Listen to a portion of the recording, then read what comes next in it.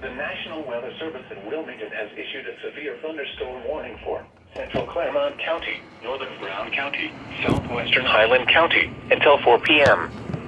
At 3:20 p.m., a severe thunderstorm was located over Amelia, moving northeast at 25 miles an hour.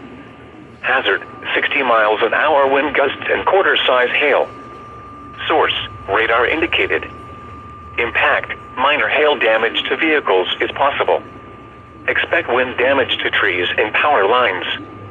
Locations impacted include Amelia, Mount Orab, Bethel, New Richmond, Williamsburg, Batavia, Lynchburg, Sardinia, Withamsville, Russell, Owensville, Morristown, Fayetteville, St. Martin, Chasetown, Danville in Highland County, Saltaire, Nicholsville, State Route 32 at US Route 68 in New Hope.